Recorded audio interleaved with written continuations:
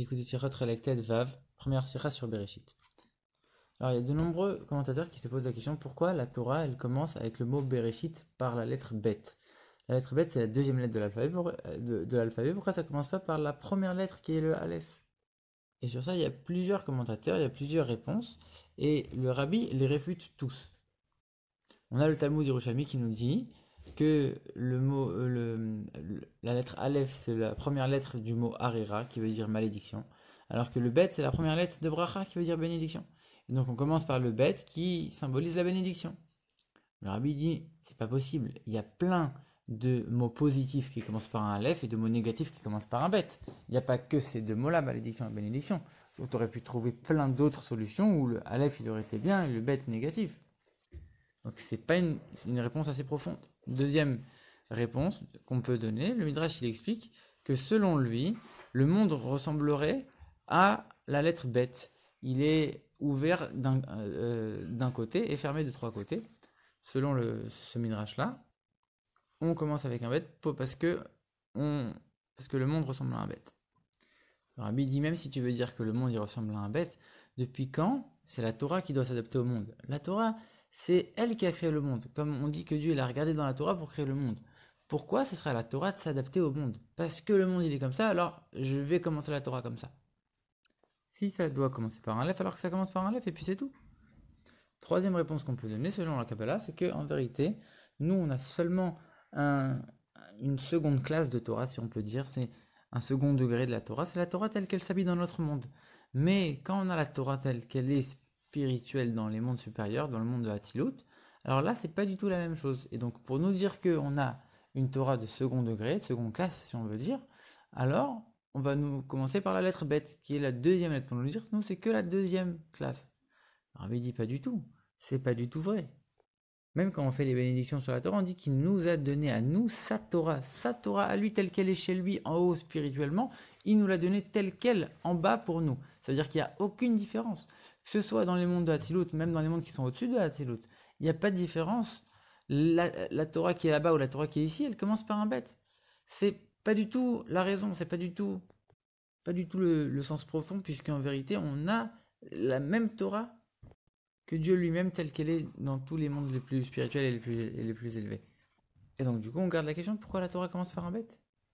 Rabbi il évoque aussi une autre histoire intéressante qui est relatée par la Gemara, qui nous dit que quand Talmaï Alamelech, le roi Talmaï, il a demandé à 70 sages de traduire la Torah pour qu'ils puissent avoir la véritable traduction pour voir s'il y avait des différences, etc., selon les interprétations, on raconte qu'il y a eu un miracle et que chacun des 70 sages a donné exactement la même traduction.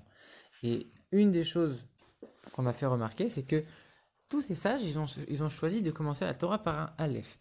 Pourquoi? Parce que quand on voit la Torah qui commence en disant Bereshit bara Elohim, au commencement Dieu créa, alors on a l'impression que Bereshit, c'est une force, c'est un Dieu, bara Elohim, et c'est Bereshit, lui, qui a créé Dieu, comme s'il y avait une force plus haute que Dieu.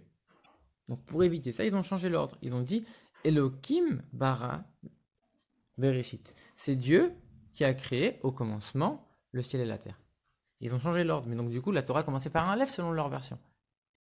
Donc ça voudrait dire qu'il y a une possibilité que la Torah commence par un Aleph. Et si en plus on a eu besoin d'un miracle, on a mis à chacun dans la tête cette traduction où on commençait par un Aleph, ça veut dire que ça existe quelque part dans le ciel. C'est une Torah qui commence par un Aleph. Alors pourquoi elle commence par un Bet? Pourquoi on a eu recours à ce miracle de faire commencer la Torah par un Aleph alors qu'on aurait pu lui expliquer toutes les explications? Pourquoi la Torah commence par un Bet et pas par un Aleph? Alors en vérité, le rabbi donne la réponse suivante. On explique que une des raisons de l'exil et de la destruction du temple, etc., c'est parce que ils n'ont pas fait la bénédiction sur la Torah. Ça veut dire quoi? Ils ont étudié énormément de Torah, mais ils n'ont pas fait la bénédiction sur la Torah. Ça veut dire étudier la Torah intellectuellement, comprendre la Torah comme une science quelconque, ça ils l'ont fait. Mais par contre, le côté spirituel, le côté divin de la Torah, ils l'ont complètement occulté. Ils ne sont pas préoccupés de s'attacher à Dieu dans leur étude de la Torah. C'était juste une étude intellectuelle. Et là, le rabbi il nous explique qu'il y a deux choses. Il y a l'étude intellectuelle et il y a la connexion avec Dieu qu'on crée quand on étudie la Torah. Et d'abord, il faut penser à s'attacher à Dieu et se donner complètement à Dieu. Et après seulement, on peut passer au côté intellectuel. Et c'est pour ça que la Torah, elle commence par un bête. Pour nous dire, l'étude, là, tu es en train de lire, tu es en train de commencer à lire, à comprendre. Ça, c'est l'étude. Bête, c'est uniquement la deuxième étape. La première étape, c'est une préparation avant, où il faut que tu te concentres et que tu intègres dans ton esprit que la Torah, elle est là pour t'attacher à Dieu. Pas pour autre chose. La compréhension intellectuelle, c'est autre chose, ça vient après. Mais d'abord, il y a l'attachement à Dieu. Le côté divin et le côté spirituel de la Torah. Et c'est pour ça que la Torah, elle est pareille dans tous les mondes, même dans les mondes les plus spirituels. En vérité, ce concept de s'attacher à Dieu, il est vrai partout. Donc c'est pas que dans notre monde que ça commence par un bête, c'est tout le temps. Mais on sait que toutes les explications sur un même verset, ils ont toujours une relation, comme on a déjà expliqué. En vérité, les trois premières explications qu'on a vues, ça représente trois types d'applications de la Torah. Il y a la Torah telle qu'elle est en elle-même. Ça, c'est ce que la Kabbalah elle explique. C'est la Torah dans le monde spirituel, etc. C'est la Torah pour elle-même. Ensuite, il y a l'influence de la Torah sur l'homme. Est-ce qu'elle va apporter une bénédiction ou une malédiction à l'homme? Et ensuite, c'est l'application, l'influence de la Torah dans le monde. Que, comme on a dit, le bête, c'est la forme du monde, etc. Et donc, quand on est en train de dire que le côté intellectuel, ça vient en deuxième, ça ne veut pas dire que il faut se suffire uniquement de la première étape où on va s'attacher à Dieu, etc. Et après, on dit, c'est bon, je me suis rendu quitte de l'étude de la Torah. Pas du tout. C'est uniquement la première étape. Il faut qu'elle soit en première et jamais en deuxième, ça c'est évident. Mais par contre, on ne peut pas se suffire de ça. Il faut aussi qu'il y ait la deuxième étape, qui est la compréhension intellectuelle. On a besoin aussi de la deuxième. Et ce principe-là, il va s'appliquer par rapport à la Torah elle-même, par rapport à l'homme et par rapport au monde.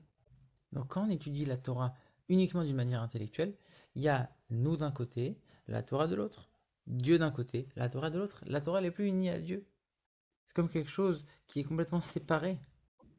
Et donc ça représente, oui, comme on l'a dit tout à l'heure, une Torah de deuxième classe. C'est uniquement un aspect de la Torah. Mais par contre, quand on regarde même dans les mondes spirituels les plus hauts, alors là, la Torah elle est profondément unie à Dieu. Et donc il ne peut jamais y avoir cette séparation qui est faite quand la Torah elle est étudiée de la mauvaise façon. Ensuite, on sait que les sages ils enseignent que la Torah, quand elle est apprise par quelqu'un de méritant, alors elle est un élixir de vie. Et quand elle est apprise par quelqu'un qui est un fauteur, qui fait des mauvaises choses, alors au contraire, elle devient un poison pour lui. On peut lire cette phrase différemment. Zacha, il est méritant, il a mérité. On peut le lire aussi Zaka. Ça veut dire raffiné, pur. Quand l'étude d'une personne elle est raffinée, elle est pure, ça veut dire que elle cherche uniquement à s'attacher à Dieu. Alors à ce moment-là, ça devient un élixir de vie. C'est la bénédiction comme on l'a vu tout à l'heure. Alors que quand quelqu'un il étudie la Torah de la seconde façon, alors à ce moment-là, ça devient un poison. Ça devient une malédiction comme on l'a vu tout à l'heure. Et enfin, pour que le monde ressente qu'il y a uniquement un seul créateur et un seul patron dans ce monde-là, il faut étudier la Torah exactement de cette manière, justement. En mettant, justement, celui qui a donné la Torah, en mettant Dieu en premier, avant l'étude intellectuelle. Et c'est comme ça qu'on aura une plus grande influence sur le monde. Et c'est comme ça, comme le dit le Midrash, qu'on peut fermer le quatrième côté du bête, c'est-à-dire réparer ce qui manque dans le monde, faire que le monde soit plus complet, par cette étude parfaite. Maintenant, on va comprendre pourquoi les 70 sages, ils ont traduit la Torah en commençant par un Aleph.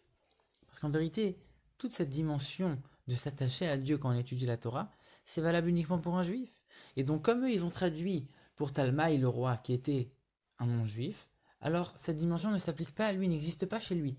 Et donc, il commence la Torah avec un Aleph. Chez lui, l'aspect intellectuel, l'aspect scientifique, l'aspect limité de la Torah, il n'y a que ça. C'est ça la première et la seule dimension. Parce qu'un non-juif, il n'a pas le droit, en principe, d'étudier la Torah, sauf ce qui le concerne, ou sauf s'il l'étudie de manière intellectuelle. Mais s'il l'étudie pour s'attacher à Dieu, il ne peut pas le faire. C'est pas du tout adapté à lui. Il peut pas. Il n'en a pas la possibilité. Et c'est ça qu'on dit dans la bénédiction qu'on récite avant la Torah, avant d'étudier la Torah, qui nous a choisi de toutes les autres nations et qui nous a donné sa Torah. Justement, et que nous qui avons cette capacité de s'attacher à Dieu par l'étude de la Torah. Et donc c'est pour ça qu'ils ont commencé la Torah pour lui avec un Aleph. Alors on sait qu'on lit toujours, on commence à lire la paracha de Bereshit pendant Simchat Torah. Et c'est justement cette fête où on va danser avec les pieds, avec un Sefer Torah qui est fermé, où on montre que l'essentiel c'est pas l'étude, c'est pas la compréhension, c'est ce qui vient avant, l'attachement à Dieu, l'attachement à la Torah. On met la couronne sur la Torah. La couronne, c'est ce qui est au-dessus de la tête de quelqu'un. C'est-à-dire, on est en train de dire que les niveaux les plus hauts, on est en train de s'attacher à ces niveaux-là, justement, avant même d'étudier, puisque l'étude, c'est uniquement quelque chose d'intellectuel, mais on s'attache à ce qui est plus haut que l'étude avant même de commencer à étudier. Ça, c'est la fête de Simchat Torah. Et on commence à lire Bereshit justement à ce moment-là.